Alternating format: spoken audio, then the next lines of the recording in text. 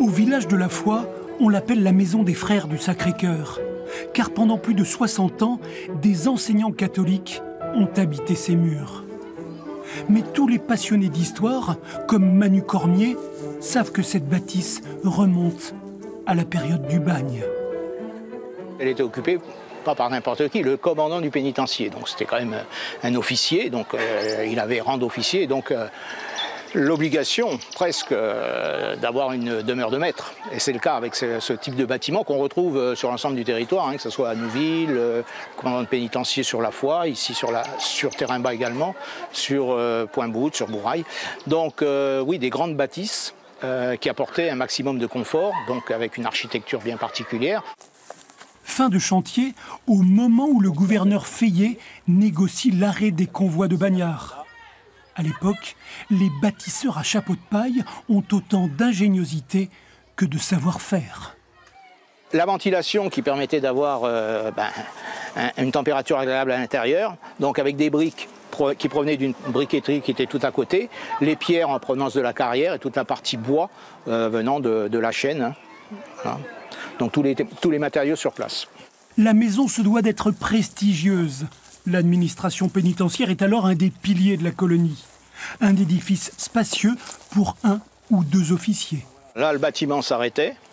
Ensuite, il y avait la cuisine. Donc ça a été relié à l'époque par la congrégation des frères en 1958. Et puis derrière, c'était les latrines. 125 ans après sa construction, la demeure transpire l'histoire.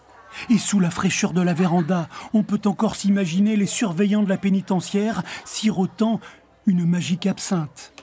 Mais c'est dans les caves qu'on comprend mieux le secret de cette climatisation naturelle qui règne dans tout l'édifice. Ce qu'on constate, c'est que toute cette partie-là est très saine. Hein. Aucune humidité dans les murs. Les bois ne sont pas attaqués par quoi que ce soit, pas de termites. Donc c'est ce qui donne de l'espoir à dire que voilà, c'est un bâtiment qui peut être habilité et restauré dans de bonnes conditions. Au rez-de-chaussée, sur le parquet grinçant de chêne-gomme, toute la distribution traditionnelle des édifices coloniaux, chambres, bureaux et plafonds hauts. Donc ici, on est dans la partie principale, la salle à manger qu'occupait le commandant à l'époque, jusqu'en 1911, puisqu'ensuite les bâtiments d'administration pénitentiaire sur le secteur de la Foi ont été revendus. Et il y a eu plusieurs propriétaires jusqu'à 1958, où là, les frères de la congrégation du Sacré-Cœur ont fait l'acquisition du bien pour en faire un juvénat. En 2016, les frères ont dû quitter le bâtiment. Impossible de financer l'entretien et surtout les réparations des outrages du temps. L'association Marguerite et la congrégation religieuse ont alors conclu un accord pour offrir une 2e, ou plutôt une 3e vie à la grande maison.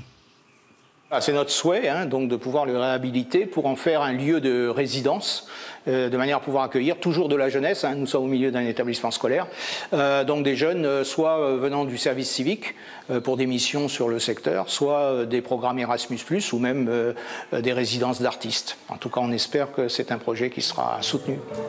Les passionnés de patrimoine de la Foi pourraient, grâce au mécénat culturel, sauver cet édifice et ainsi rendre hommage à tous les bâtisseurs de la pénitentiaire.